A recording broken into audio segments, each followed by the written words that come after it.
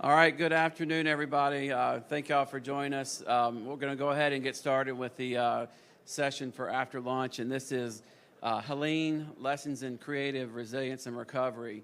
I'm Derek Weaver, one of the deputies in Technical Services, and today we're really excited that we've got Lynetta Bettini to be here to moderate the panel. Lynetta has over 25 years of experience and is an award-winning journalist. She most recently, as a political reporter and anchor, was at Spectrum News, and her show, Focus with Lynetta Bettini, covered a range of topics in government, policy, transportation, and other issues affecting people across the state. She has now moved from that, and she is on the other side of the camera, and so she is actually a state employee these days and is working as a strategic communications and media relations director for the state treasurer's office. So I'm going to go ahead and turn it over to Lynetta, and she's going to take it away. Thank you, and thanks for having me. I didn't know if I'd get to moderate any more stuff now that I moved over to the other side of the camera, but this is fun for me today. Let's first introduce our panelists for today. We have Michael Poe. He's the Division 11 Division Engineer. Tim Anderson, Division 13 Division Engineer.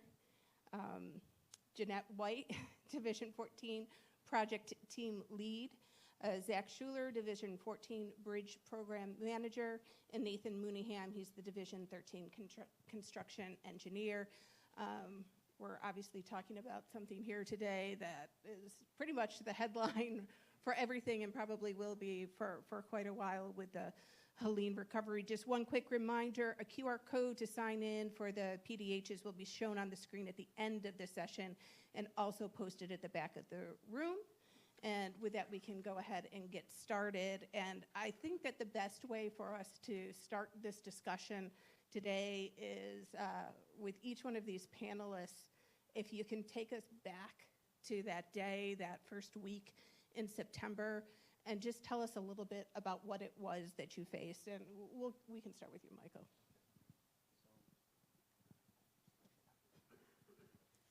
Good afternoon. So, I'll start with just one word. I think amazement was the biggest thing initially, and as it really, as we've gone from then until now, but just the things that we saw the first few days were just amazing. I don't think, if somebody would have told me what to expect, a few days before the storm hit, that's what we would have. I don't think I would have believed anybody. So I don't know that there's any way to really be prepared for that, if that makes sense. But as we've moved forward through that, we just we grinded out. We got together as a team, got the resources. There's a lot of folks sitting in this room that were involved with that, and we're very grateful for all of that help. And we just took it one day at a time. And then, as we move forward, a few weeks and a few months, again, going back to amazement, it's just amazing to see the progress that's been made. So, Michael, you're the one up here that I actually went out with in your division at one time. I mean, the first time that as you were finally getting out after the storm and seeing complete roads just gone, like not even just a little bit of it washed out, but you're starting from scratch. What was that first thought? Honestly, it makes you just sit there and think, wow, how are we going to do this? But you get over that quickly, and you realize that it's got to be done, and you just take the actions you need to get it done. And fortunately, like I said, we've got an amazing team of folks that band together, and they know what to do. Tim, why don't you tell us a little bit about your experiences that day? Yeah, so my experience started, I left the house and I called my division maintenance engineer. I said, I'm working my way to Asheville, and he said, you can't get here. I was like, okay, I'm pretty smart. There's a couple different ways to get there. And I was like, what if I go this way? He goes, nope, can't get there. 226 is closed. I-40 is closed. 74, we've got issues coming up, out from Rutherford County. and you can't get to 19E to come back down to 26, and 26 is closed too. I'm like, okay, I'll work out of Marion. Well, it took me 2 hours to get to Marion because the trees that were down on the interstate and having to work around those. So I ended up working in Burke for a little while.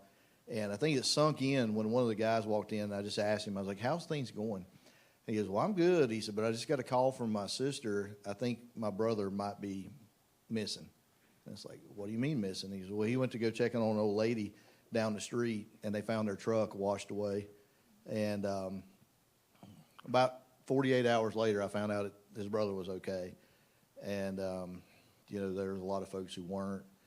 But, one of the craziest things about the storm, and the reason we had y'all do that little thing, I'm going to jump into this real quick. I like interactive stuff. I hate for folks to just have to listen to me. But who counted their stuff? Pretty good number. All right, real quick. Anybody here have 100 emails this morning already? If you did, raise your hand because you win.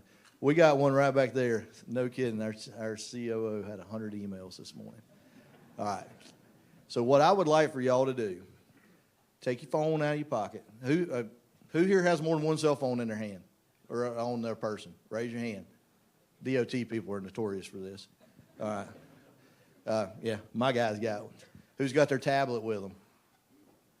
Folks got tablets with you. All right. Take your cell phones, lay them in the center of the table. Don't touch them for the next hour. For no reason whatsoever. Do not touch them. First person who sees somebody on their table touch them, I want that table to stand up so we know who couldn't do it. Now, as you're sitting there twitching, and I see a table that didn't put their stuff up there, come on now. Come on. Right in the middle. That way you can't sneak them. Because we all sneak a peek. Now think about all the things you've done this morning, text messages, telephone calls, stepping out for meetings, the emails, the DocuSigns, all that mess. And you're doing that here while other folks are getting stuff done. And then you put that in the middle of the biggest disaster that's ever hit the state of North Carolina, and you can't do any of it. It's the best description. Jason Willis had come up to help us from Division 12. And and when I was describing it, and he goes, it's like fighting a Civil War battle, isn't it? And I was like, well, that's probably a good analogy because we had to pick runners and we had to find meeting places and folks had to be at those places at those times for days on end. And then, Starlink showed up and all of a sudden we had a new weapon. We tried the sat phones. Those things are awful. But, man, we had a weapon when Starlink showed up. Now we could communicate again. And, one of our guys actually found we couldn't get the Ford trucks we ordered. They sent us one that was a little bit nicer. It's an XLT, and it actually had Wi-Fi in it. And somebody turned the Wi-Fi on in the Ford pickup trucks, and as long as you were standing next to that truck and hooked up to it, you could actually talk to somebody. And so then we started taking everybody's trucks from them, and giving strategically to the right people. So we went from nothing. We went from everything to immediately nothing to Ford trucks to Starlinks, and then Starlinks in the trucks. And then all of a sudden I had an office full of Starlinks, and I didn't know what to do with them. So, but just not being able to communicate like we do every day. I mean, the problems we solve and the things we turn people loose on, just like this all day long, you don't think twice about it. And then all of a sudden you've got a brick on your side that you might as well just throw on the dash and hope for the best. That was eye-opening. It made me realize real fast that we were very vulnerable with, our connectivity is amazing, but the reliance on it makes us very vulnerable.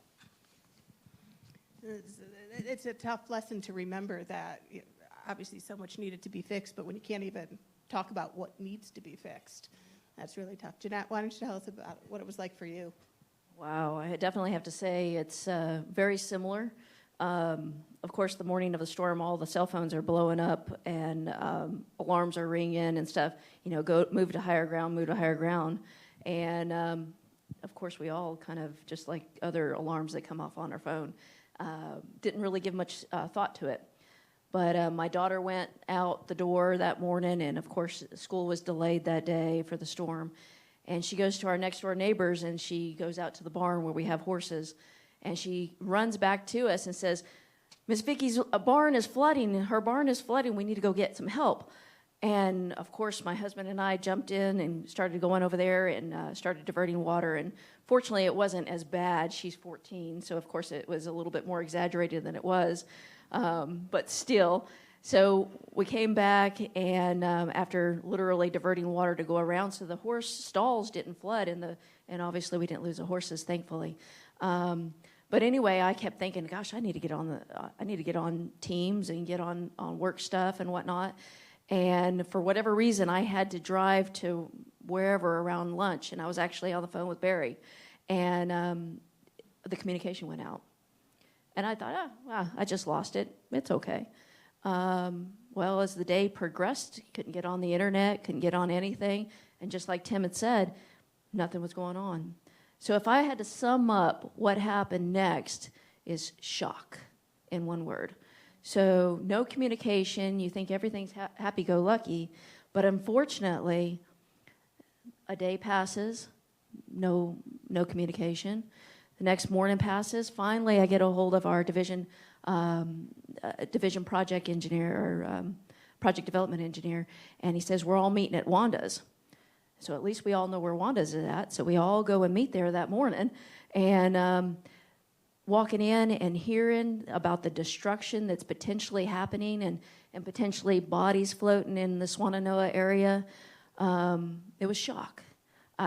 We had no thought of anything that was damaged, that would be that much of an issue. And so as the next couple days progressed and we started hearing word, it was very unfortunate and very sad. So, I definitely like to start the conversation with that. So, Zach. Yeah, and so for me, you've heard a lot about communication and the effects of that in our daily operations, but I'm going to jump into kind of how my mindset, once kind of my contact got initiated and jumping into a lot of different roles. I felt like I put a lot of hats on at DOT, things that I've never done before, things that I have a lot of experience in, and just becoming boots on the ground and starting to see the devastation firsthand in that first week and wrapping my head around how are we going to tackle this? How are we going to be able to approach this in both short-term, temporary solutions? Access to folks is the first thing I harped on, was we have to get access, we have to get access, we have to get access.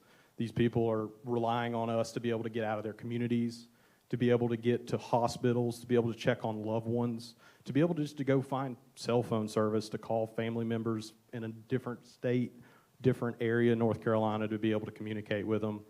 And the damage we received to the bridge infrastructure, I mean, I know alone in 2014, it was around 10% of our total inventory that was received damage.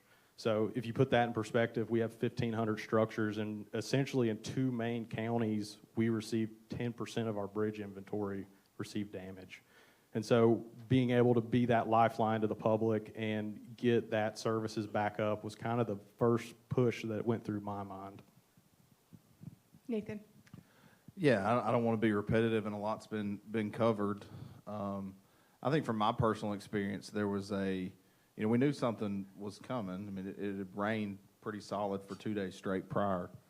So we were already working before Helene really arrived. And we're already dealing with some damage and some slides and other things. And we had crews out. We had inspectors out.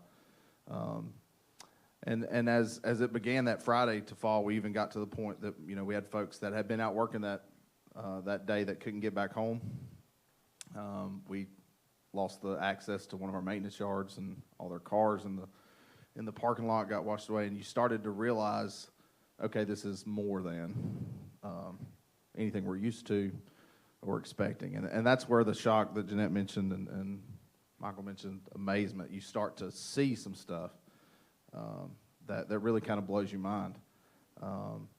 And I would say that past that, and we've talked about a bunch of things, the communication, I would think those first couple weeks of the storm, it's really just a level of pride that I have in what we were able to accomplish in those really first month or so with the challenges that we had with communication cut off, and I know we're going to talk about procurement and reimbursement, all those things. But in those initial days, it was very much us helping the communities that we lived in, and folks that were there working. We were working hours like we'd never worked before, while our own properties, our own family had damage.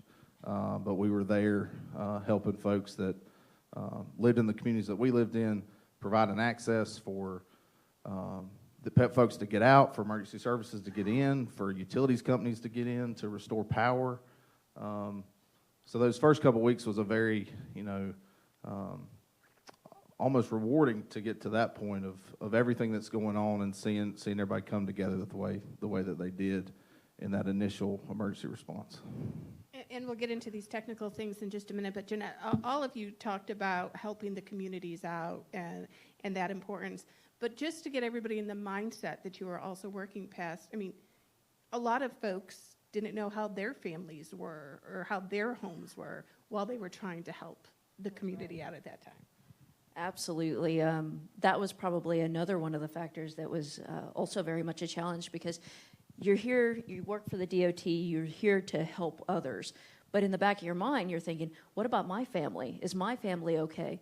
And at the time, we didn't know how bad it was. So just like Nathan had mentioned, there was a storm that was coming in from the west and the hurricane that was coming in from the southeast. Well, it was like a statics problem. It literally stalled in this area. So that's all we can pretty much visualize is how bad is it? And I have my mother-in-law that's in Swain County and no communication from her. Hopefully she's okay. And that was a lot of our initial concern. What about our families too? And what about keeping our immediate family safe as well? But we have a job to do and we have to go out and help others. So that's definitely part of the overall thought process, at least. So Tim, listen, hindsight's always 20/20.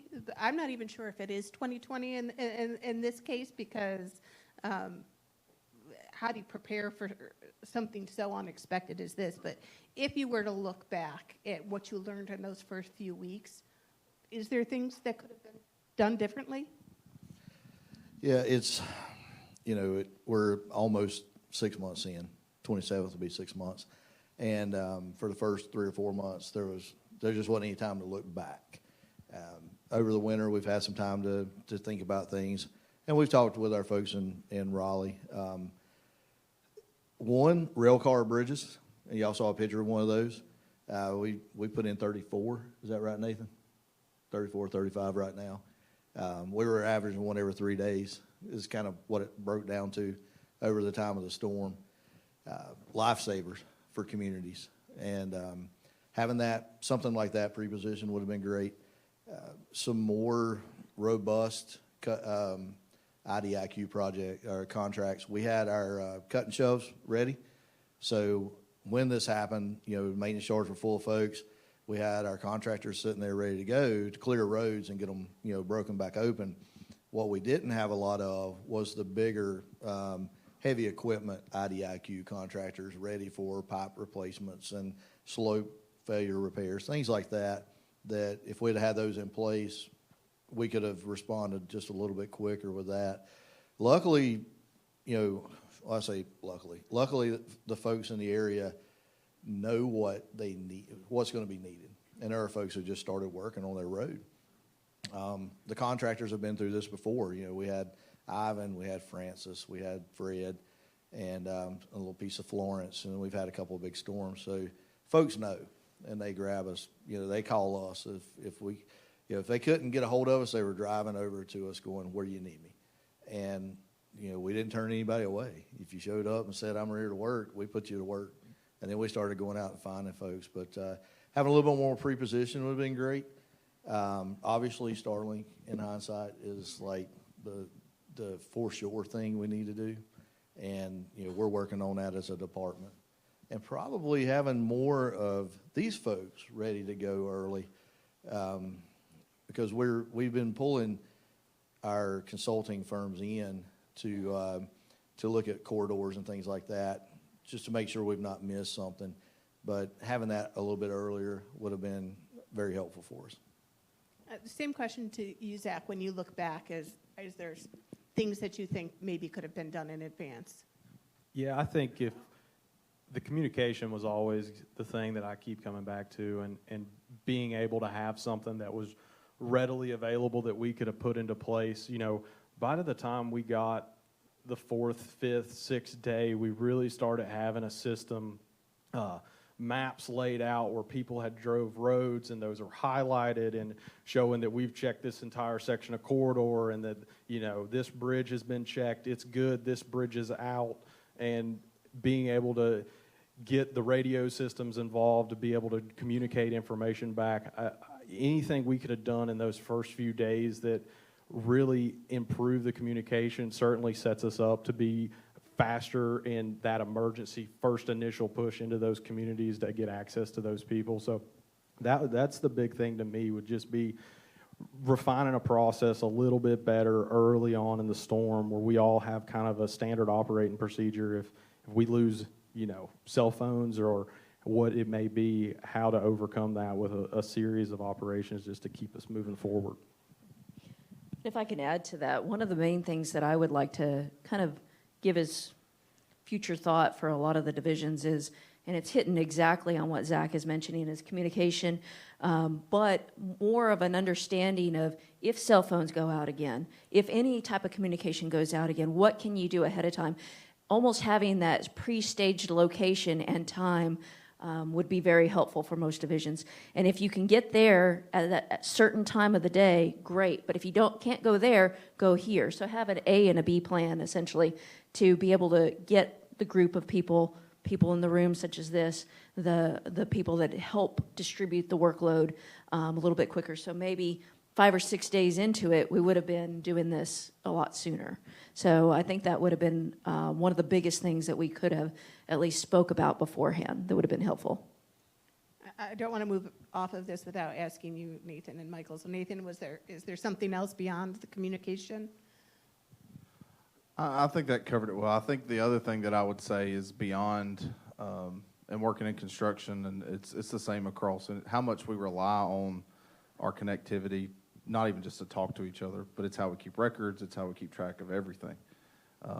So just from my personal experience in that first day of the storm, I'm digging through closets, trying to find paper diaries, trying to find all the old forms we used decades ago to have in place.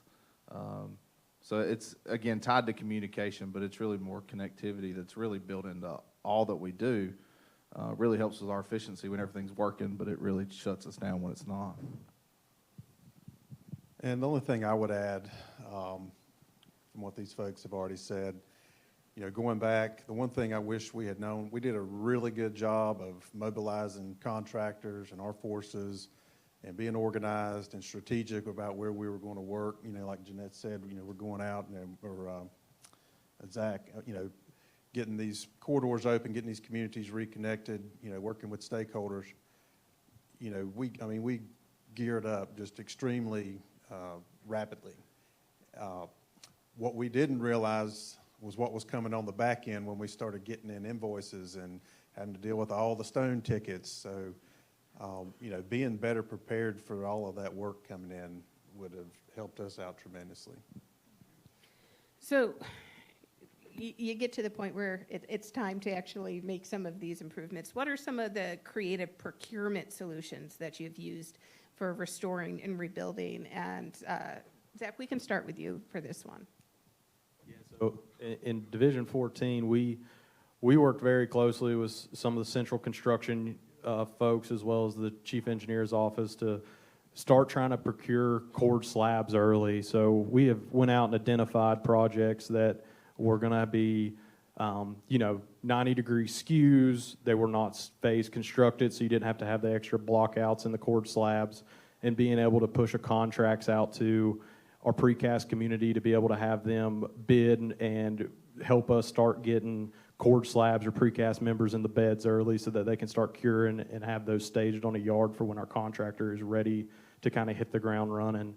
Also, we worked very closely with a lot of our contracting community. We started identifying bridges very early on that our bridge maintenance crews were not going to be able to perform.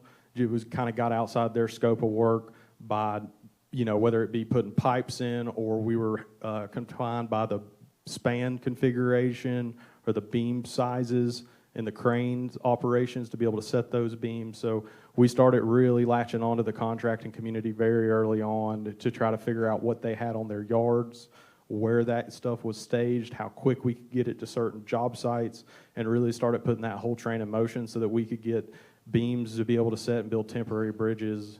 Shot rock abutments and crane mats were essentially our abutments on a lot of these. And that's some of the cool stuff we've done on the procurement side, and trying to be proactive there, thinking outside the box and kind of going outside our standard policies or procedures that we normally follow. Nathan, how about for you? What were some of your creative solutions? Well, I think there's two phases to that for us. There's that initial phase where our focus was emergency access, and in that we utilize, similar to 1411, I'm sure, our IDIQ contracts to quickly do multi-awards and get the number of contractors that we got working in that first month is staggering, especially in some of our northern counties. We focused on, our relationship with contractors to pull them in and get them going quickly, folks that were on active projects, folks that were local, and then we even had, folks coming from outside of our area to come help. On top of that, we did do a significant amount of what we call tailgate contracts, where we're assessing specifically structures where, there's we know that there's damage, the bridge is gone, but what kind of creative solution can we come up with to, on the spot, agree to a contract price with the contractor and get them working that day without plans, without, go through that process to pull some cord slabs up, to get a rail car in, is really the result of that process, as Tim mentioned, of finding innovative solutions through direct coordination with contractors in the field. And then beyond that, as we move past those temporary repairs, I think in Division 13, we've leaned a lot on alternative delivery. Some of the same stuff Zach's talking about with trying to accelerate those, but to try and leverage the resources even centrally with alternative delivery to help us get our express design builds out the door. We tried to be very, quick as we could with that. Beyond that, into progressive design build and CMGCs.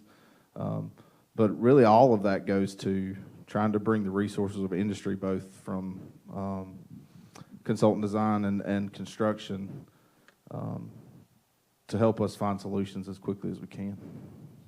Go ahead, Jim. I'd like to hit on the IDIQ process and the 4 FORE, fully operated rental equipment contracts that we had in place.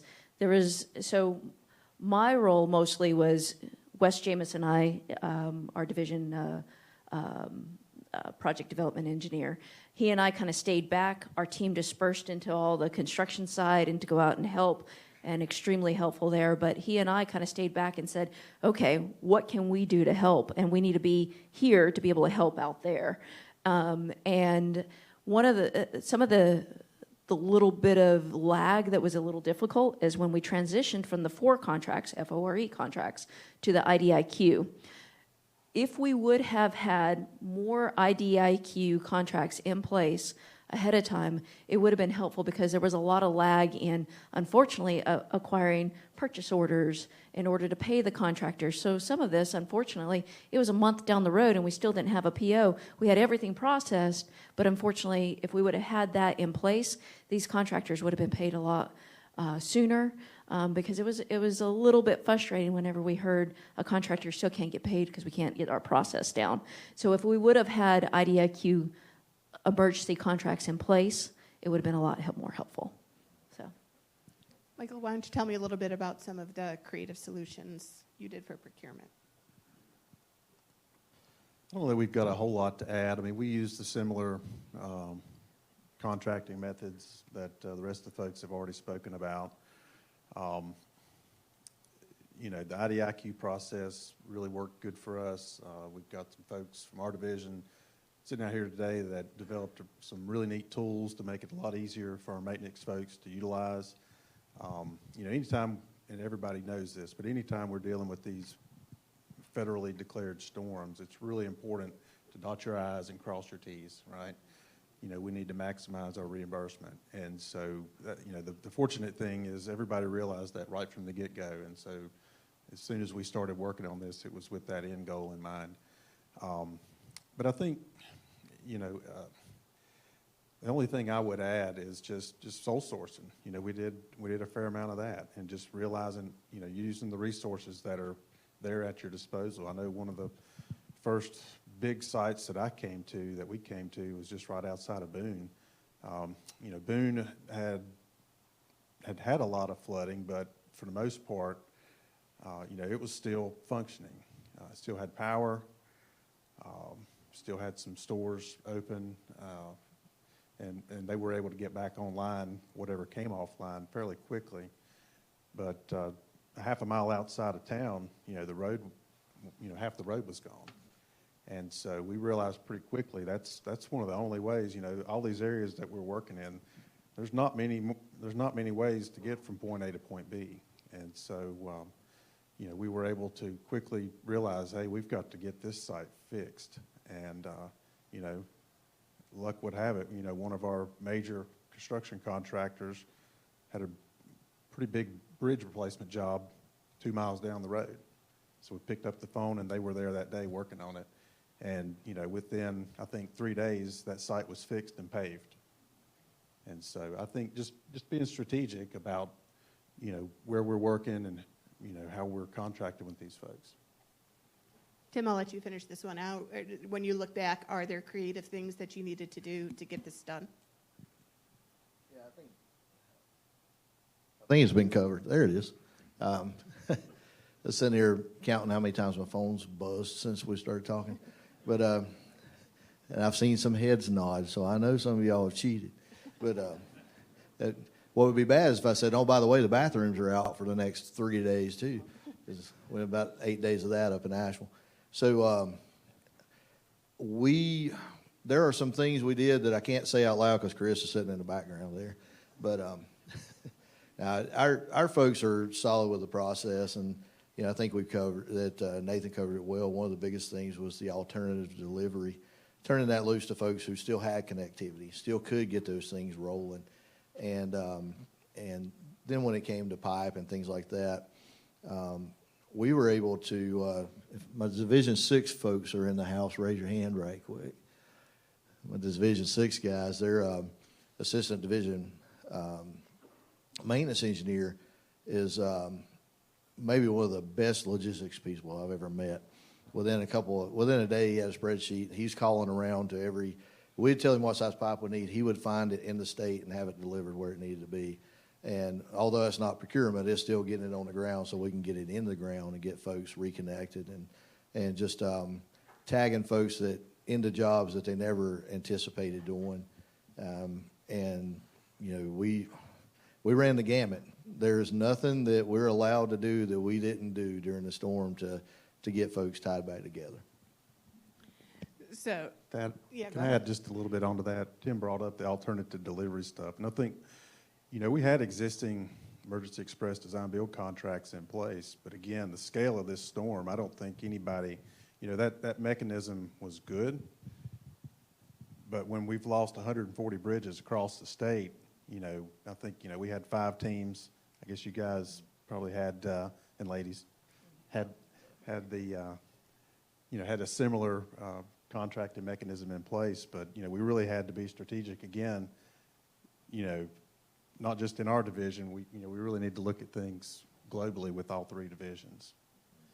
And just to add on too, one thing I wanted to mention that really helped us, you mentioned the logistics, was hauling. One of the things that you know, our staff did really early on that helped was, you know, we were still working on cut and shove, but we were lining up trucks to haul as fast as we could, and we're just stockpiling because we knew there was going to be so much work to do. These quarries were going to get overrun with trucks, and so we built up stockpiles all across these counties so that we'd have alternative places to haul from. Go ahead, Zach. Yeah, and one last thing on the way I kind of approached our bridge program was, you know, we know there was 140 bridges, as Michael mentioned, that are going to have to be replaced across the 3 divisions, and being strategic of how the beams or our contracting method of how we were going to actually replace those. So if we just went everything precast, I could see a hurdle there. So some of the things we thought of in 14 was, where do we have some areas that we can go, rolled steel beams on a timber deck and go back in with a different method of steel or a different material that may help reduce some of the lead times. And so just want to piggyback off of that conversation. So when you all were talking about the first few days, you had frustrations with technology. It kind of failed everybody during this storm. But how did you use technology as you were working to make improvements and do all of this work out in the western part of the state? And Nathan, I can start with you. And it's Starlink's already been mentioned. We all the mobile communication things that we had kind of slowly build our capacity back up. We were talking about it during lunch. Eventually, it did get restored. AT&T, through one of our projects in 13-14 down in Chimney Rock, paid some kayakers to run some conduit down a river and get the cell phone towers back on, probably a couple weeks in. So, but once we got there, I still think, we were starting to, we started to get our capacity back. Even then, we were looking for ways to accelerate. So beyond even the communication stuff, drone deploy was a thing that we use, because we're talking about, for us, I think we ended up with 17, 18 express design build groups just in Division 13, 3-4 bridges apiece, that needed like site visits and those kind of things. So going and getting those just quick scans so that we could do a virtual site visit with contractors or even internally. Getting surveys out there early to do LiDAR scans of some of these corridors that were, completely destroyed, where we can't even really tell where the old road was. Those kind of things that we leverage. And again, it goes back to even some of the procurement conversation to identify what resources were out there and just try and leverage them the best way we could to get progress started. Michael, is there a way you can think of how technology maybe helped you down the road? Probably don't have a whole lot more to offer than what Nathan had mentioned. The drones definitely, and I know we've talked about Starlinks, but I just want to kind of touch on how some of that came about. We really lucked into the Starlinks that we had. Our DIT consultant that works for our division had gotten a call. This group had gotten Starlink units up in Ashe County, and they needed to help install them. So he actually went to help install them, and they had 2 extra ones. And he ended up putting those 2 in our Ashe County maintenance yard and our Avery County maintenance yard. Well, their contact reached out, and he says, well, do you guys need some? And we were like, well, heck yeah. This one company, individual, this little IT consulting company out of Jefferson, North Carolina, ended up procuring, I think it was 83 Starlink units for NCDOT from all over the country. And, basically gave them to us at cost. And if we wouldn't have had those, it would have been a lot more difficult in those first few weeks for sure. So we definitely owe a lot of gratitude for those individuals and the communities working with us to help us get back on our feet. You hear so many of these stories of folks who made things like that happen for you. Jeanette, did you have a thought on the technology? Yes, other than you unfortunately hit on the drone technology, because we're utilizing it for design build projects that are moving forward due to Helene. But another thing that's been very helpful is Survey 123 and that app, and being able to just take pictures of the sites and for good documentation purposes for future reimbursement needs. So Survey 123 has just been extremely helpful. Tim, did you have anything to add to this? Yeah, it's not new technology, but SharePoint's been a big help for us too. We're still fighting through a few things, and y'all all work with DOT. And a lot of you have worked for DOT, and you know that as engineers we love a spreadsheet. I think I counted last count. We're arguing about how many bridges we've got to rebuild, and we can't really come to a number because every time I turn around, Nathan finds another one. And we've got like 6 or 7 spreadsheets. Everybody's got a spreadsheet. And we're having a conversation about how to consolidate that. And one guy goes, well, I'll just call everybody and update it. I'm like, oh, my gosh. we got to be better than that, right? And he was being very helpful, and I appreciate what he was trying to do because he didn't want to put any extra work on anybody. But you know, SharePoint's been great.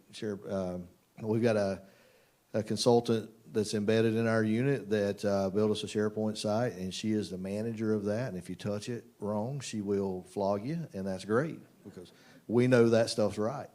And you know, having that ownership of that technology is the next piece. I mean, we can have great stuff, but if somebody doesn't understand it and they don't own it, then it's not as effective as it can be. So, you know, not only do you identify it, but you got to find somebody that really just takes it on as theirs.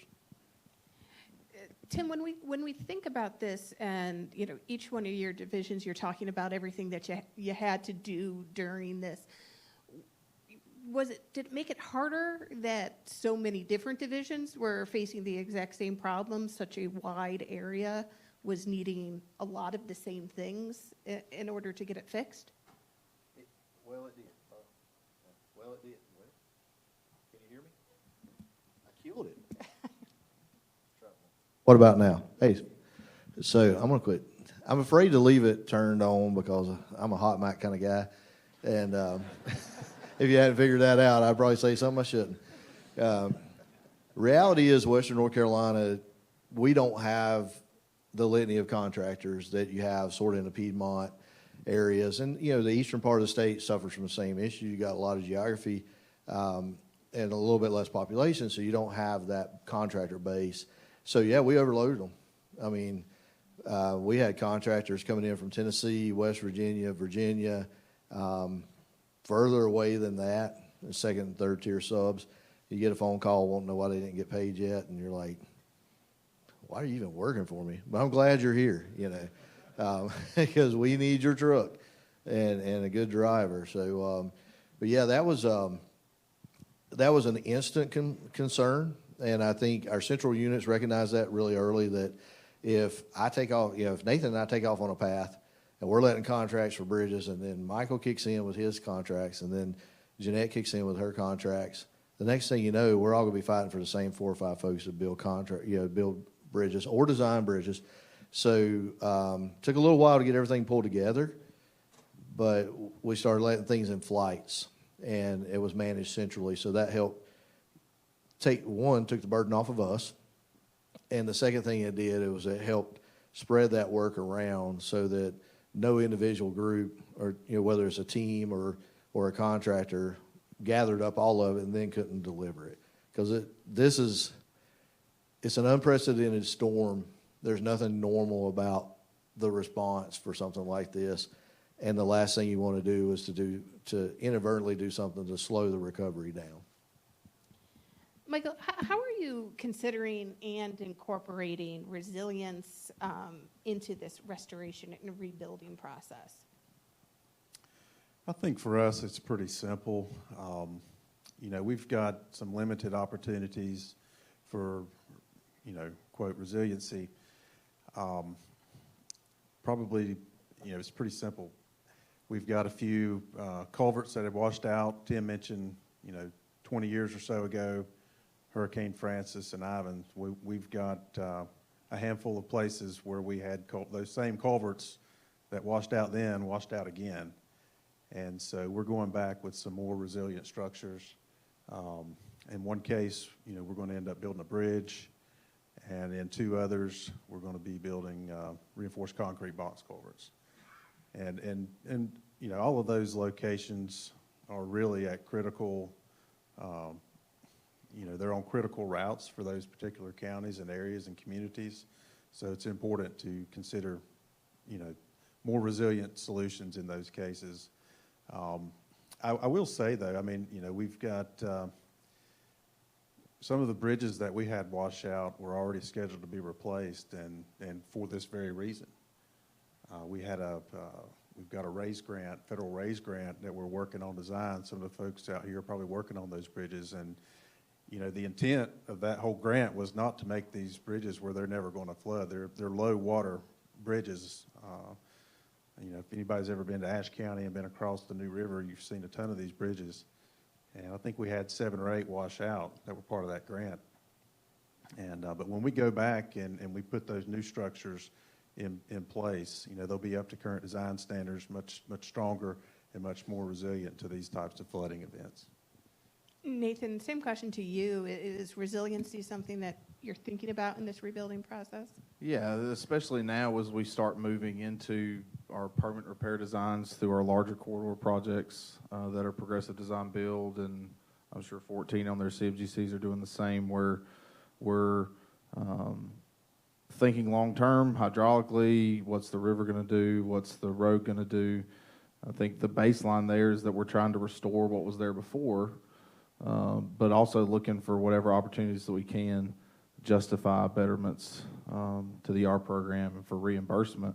And I think the collaborative process that these procurement methods have is really going to help us do that, because we can, not just us in a room deciding, but we've got a designer with us, a contractor with us, and then even on these pulling FHWA in or coordinate with FEMA to make those decisions where they're appropriate and where they can provide significant benefit long term. Jeanette? Yes, one of the things that we think about too, being on the project development side, is resiliency, yes, but of course we also have to think about reimbursement. So we can definitely build anything to withstand potentially anything, but we have to think about the reimbursement possibilities. So really thinking about how we're putting it back versus what was there before, and what's appropriate. So it's a cost-benefit analysis as well that we also have to do, and a thorough documentation through the decision process. So resiliency, yes, but we also have to think about reimbursement.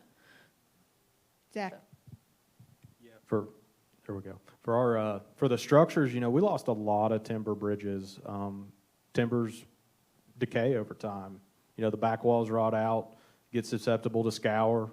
And so being able to go back in with, you know, modern structures that follow our standard operating procedures for cord slabs weigh a lot of dead load there.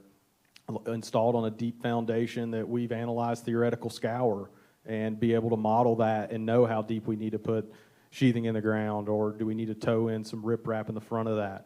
I think those are going to go a long way in our resiliency rebuilding, especially on the structure side of things. Okay.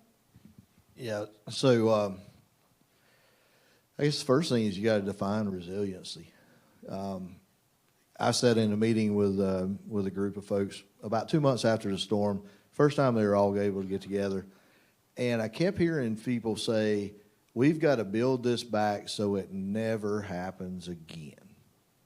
And in a room full of engineers, y'all all know we don't design for never happens again, right? You know, and I had a conversation with some folks in Swannanoa. They're like, "We need to put this bridge up high enough it could never flood." And it's like, you do realize that I will span the entire basin and the fill slopes will cover your house. And they're like, "Oh, what do you mean?" It's like, we don't design for that. We can't afford to design for that, obviously. And, you know, that's the benefit cost. One of the biggest pieces is educating folks. What does resiliency mean? And during this, Matt Lawfer introduced us to a fellow from Colorado. This is not the first time these kind of things have happened. We've got a really big mess of a storm, but you know, Colorado had one back in 2013. They lost some basins that are very similar. Their canyons blew out and took the road, and their approach was build it back so that at least half of the road's left if it happens again. That way folks can get home.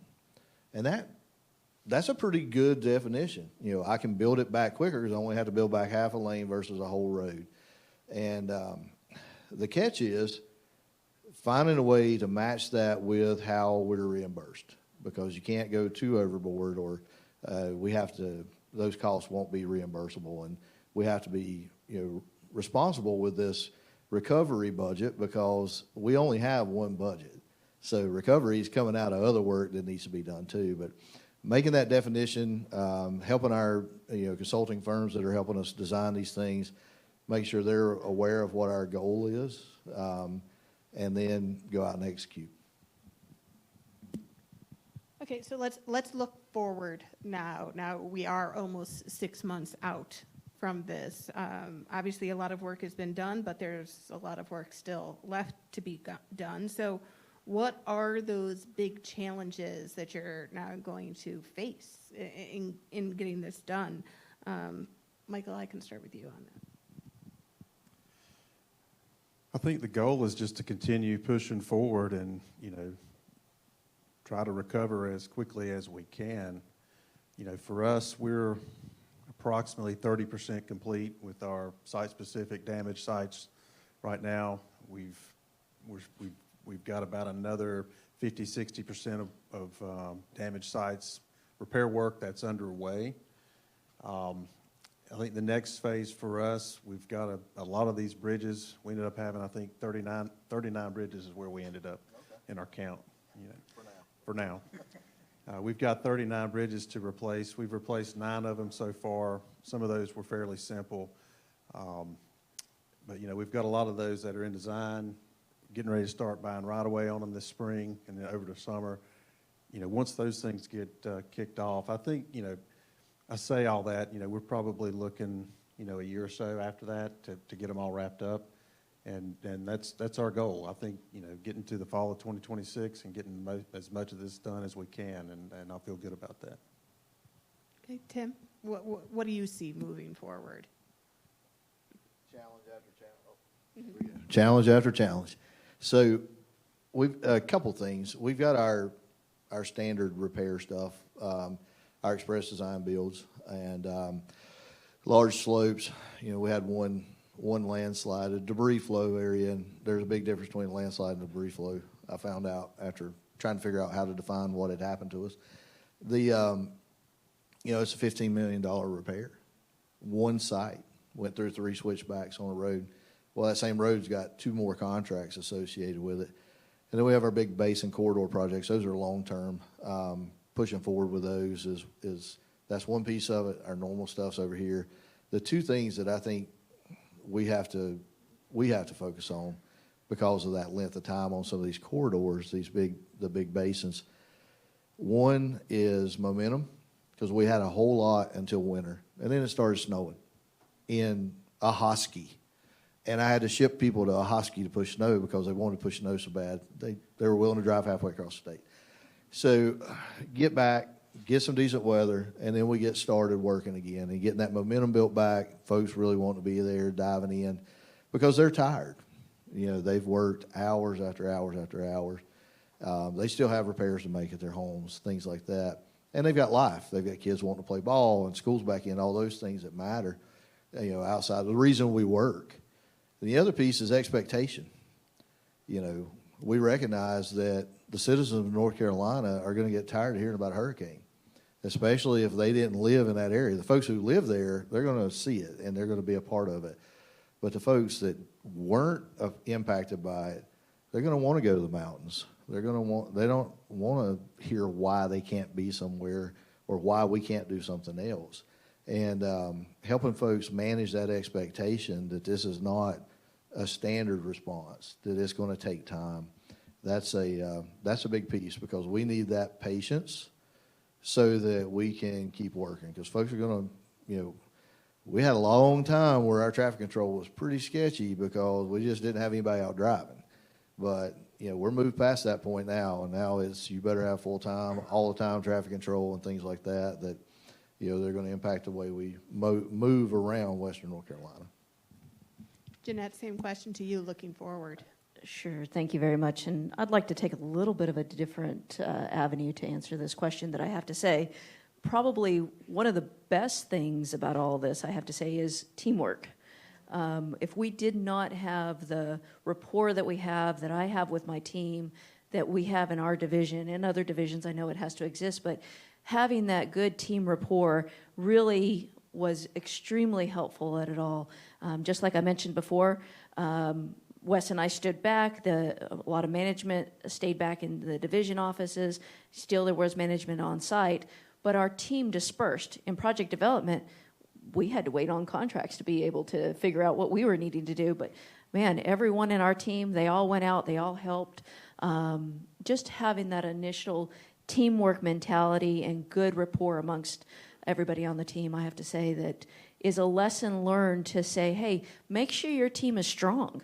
Make sure you have a good rapport with your team. Make sure that they are willing to work for you when you need that help. And so that's something that I definitely look at and say that's extremely helpful to be able to pull one of these off in the future. And hopefully not, but you never know. Yeah. Never know. Zach, when you look forward, are there challenges that you see ahead? Yeah, we faced a lot of challenges at the beginning. I mean, you can take this step by step of, we flooded the market with survey requests. We've flooded the market with, need for engineering firms. We've flooded the market in a lot of aspects to pull in resources, IDIQ and getting contracts in place. We saw hurdles there. I think we're going to end up finding new hurdles, and we're going to evolve into challenges that we may not know that are out there. I mean, we can all speculate with contractor availability. I mean, we feel strong in that, in my opinion, at the current moment. Inspector availability is something that's going to come up. I'm sure Nathan's going to touch on that and know a little more. But I think about bridge construction. There's so many drill pier contractors or drill shaft contractors. There's so many people that form and pour the barrier walls. There's only so many folks that do two-bar metal rail if that's required. There's the inserts for, an Oregon rail or an Alaskan rail that for an overtopping scenario on a bridge. I think we're going to evolve, and we're going to learn a lot more in the industry as we progress. We're really going to find some more challenges, and we've overcome them all so far, and I don't see any reason we're not going to overcome these. Nathan? Zach covered it well as far as the resource challenges, and that really does extend to everything from the funding overall to all the way down. And I think one of the main kind of struggle points may ultimately be just producers and suppliers. How much stone can the quarry produce for those specific counties where haul times, if you have to go elsewhere, are significantly greater and cost significantly rises. Asphalt plants and those kind of things. And Zach mentioned a lot. Inspector resources is something too. I mean, we've got to have the staff to administer these projects. We're working towards that. We've got some advertisements out. We feel like with our partners in the industry, we'll be able to do that successfully. But again, and part of the factor of that is we weren't not busy beforehand. Especially in Western North Carolina, we have another project that is in 13 that's pretty massive. We'll talk about it in a breakout in a little while, but it was already going to tax all of Western North Carolina's industry prior to Helene. And we already had a big, pretty substantial bridge program, and now we've, added another 147 to replace. So it's not just necessarily that we have Helene, it's that we still have other goals that we want to meet. We still have other projects that need to be delivered. So really the resources across all phases of a project are going to be taxed. I think the other challenge that we have from a community standpoint that we don't necessarily think about when you think about these Helene projects, but it's right-of-way utilities for our corridor projects is going to be a significant challenge. And partly because of what's happened over the past 4 months. Some of these corridors where we've had the most destruction and where our significant projects are, it was not just the road that was washed away.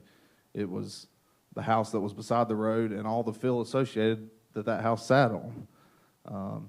So when we come back through and we don't have recorded right-of-way and we need to build our road back, I mean, property owners are expecting more than just a road. And we may be the first ones that talk to them. FEMA's there and others are there. And coordinating that effort is going to be a significant challenge. And utilities on top of that, where, a lot of these areas that were hardest hit without power, we built temporary roads. And utility owners came in behind us and put up temporary utilities on temporary roads. Well, now we need to build a permanent road, which means we need to move the temporary and then move it back and then move it again. And so it starts to build upon itself. And the time frame that we want to get all this accomplished is a challenge. So we're just one step at a time pushing forward and working towards those solutions together. And I think, again, going back to the procurement methods that we've selected, our partnership with FHWA and FEMA and even our local stakeholders is how we accomplish that, by communication and bringing into the table as we develop these projects and addressing all those issues. Does anybody get worried that hurricane season, I think, is 3 months away? And you don't know what's going to happen, Don't even say on the that. eastern Don't- side of the don't, no. state, let alone the western side? I'm close. I'm close. What about, here, let me borrow your mic. This'll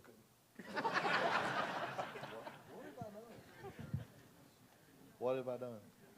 What about this? Hey. I must have some kind of electromagnetic thing going on there. What did I say? I'm close enough to retirement. That's all I'm going to say. If another one bears down, they may see my papers. This, the reality is, when it comes to something like this, maintenance and operations, we work in cycles, we work in seasons, and they know, and folks gear up. You can't gear up for what we had, but the team that we've built in our divisions, and after this, I've talked to my folks about this. Like, goal number one from this is we come out the other side stronger instead of ready to kill each other, because there's a lot of stress, tremendous amount of stress on getting the work done, stress about worrying about each other. And you just rely on your folks to do the right things and make good decisions, guide them where you can, remove obstacles. And up and down the line, we've got, tremendous support. The chief's office, from the secretary down, folks have been out, folks have been there helping. They've lined things up in Raleigh. When we reach out to the contract community, they're there. When we reach out to the engineering community, they're there. They're there. That's weird sounding. Anyway, we have not had anybody go, you know what, I'm too busy to help you with a hurricane. And we've not had anybody say, I don't want to do that kind of work, whether it's internally or externally. And what you realize is when it's this bad, everybody puts all the stuff that we let ourselves get worried about to the side, and they just care about each other as human beings. And it's pretty powerful. And when we can work together like that, as bad as these things are, it's amazing what we can accomplish. So I don't want to see another one, but if it comes, we've got a plan. Well, I think we're probably at a point where we can close this out. I'm going to ask each one of you, we've heard a lot of your experiences, what you've been through, how you've overcome that. But it's always good to share a lesson that you've learned, because maybe it's going to help somebody else down the road when they try to do this. And Nathan, I can start with you. What's that one lesson you want to share? It's hard to boil it down to one, but I would say if there was just one thing, I would say that I've learned that I can trust the folks that we have in Division 13. The way that our folks stepped up, some who lost their own homes that were in there with us for the first month working 100+ hours a week, and beyond. The dedication that we have, it gives me confidence for whatever we may face moving forward, to have confidence in our people and what they can accomplish, because it really is amazing when you see it in action. Zach? I think I can say honestly, I have gotten 5 years of experience in 5.5 months, almost 6 months now, So really an accelerated timetable, wore a lot of different hats and contributed where, there was areas I needed to contribute. And like Nathan said, we have such a phenomenal team. I think all of us are going to echo the same thing. It was awesome to see people step up and take things, the bull by the horns, to get stuff done and fastly. I can't say enough good things about our maintenance units. I have so much respect for those guys. They were in there working just like we were, dusk as soon as the sun was up to, they were not leaving until the sun set, and they couldn't see anything anymore. And I can't say enough about the strong, hardworking, resilient nature of the communities. When you pull up to a site that has absolutely no access, and they have a pulley system hooked to the tree because it's a rock cliff and they can't get down and the bridge is gone, and they're pulling a pulley system across the water to be able to get food and supplies back and forth because there's no way down and they're completely trapped in that area. To see that really, inspired me a lot for the resilient nature of the communities in Western North Carolina and the people. And like I said, I can't say enough good things about our maintenance units and all the contracting community, the engineering community. I feel like we've all grown stronger together throughout this whole process. Jeanette? All right, thank you. I think I'm going to tackle this one with a project development response. I think the one thing that I have to go back and reflect on that I wish we would do better on, or at least establish a better means, is we need to be able to define an emergency process in writing so that we can follow it, and therefore it'll really help with our reimbursement process. Because honestly, every time that we were asked on how to move forward or what we can do next, we were constantly given the response, follow your process. Well, we have a very lengthy process in project development that takes multiple years to respond to infrastructure needs and whatnot. But I think if we kind of develop some sort of amended process that it makes it more of an expedient process that's written, I think that'll be the most helpful thing moving forward. So that's what I'd like to see as a lesson learned for us as a department. Great. Tim? I'll leave that one laying on the floor. Thank you for saying that. It's not a standard storm. It's not a standard response. We've got to do a better job of having an emergency plan that's in writing. So real quick, who here couldn't wait and had to look at their phone? It's okay. Look, yeah. I appreciate the rest of you playing along. I've been sitting here dying to look at mine. But who here's a little jittery because they haven't been able to touch their phone? I know y'all are there too. Yeah. The one thing I would say is over-prepare. We like to under-promise and over-deliver. When it comes to a storm, we probably should over-prepare. But we felt like we were pretty solid on this. Man, we've got our cut and shoves ready. Whoop-de-doo. That got a few roads open. They were invaluable for us, but the reality is, with all the things we had in place, and we had contractor stage and we had equipment stage, we had done a lot, but there was a lot more we could have done. And if you ramp it up a little bit extra at the first and you don't need it, it's a whole lot better than not being able to ramp it up because you can't get a hold of anybody. Kind of like that flashlight. You always want you always want good batteries in your flashlight, whether you turn it on or not. And I think that was one of the things that we learned was over-prepare. Michael? Always pack a snack. No, in all seriousness, I think one thing I would add is, when you get into these situations, don't forget to take care of your folks and check in on them. Everybody processes these things a little bit differently. Just speaking from personal experience, I can remember the first full day,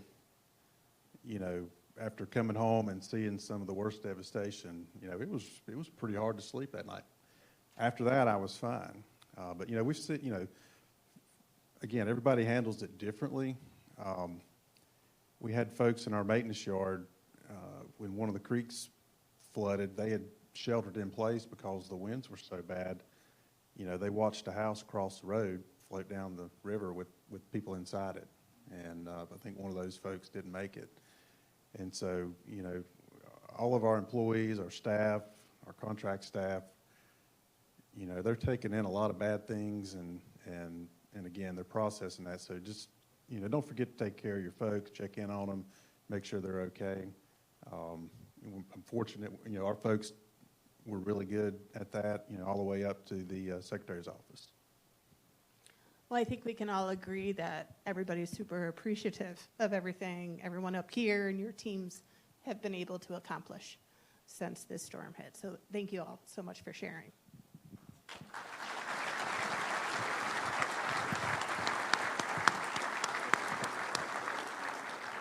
I do just want to thank y'all a lot. That was a really good session, and I think everybody enjoyed it. So thank y'all for being attentive. Hopefully it wasn't just because you couldn't hold on to your phone. So here is the QR code. There's some in the back as well. We are going to take a break now, and remember that the break room is out here, but also there is the one down here on the side. So feel free to do that, and then the next sessions start at 2:15. Thanks, y'all.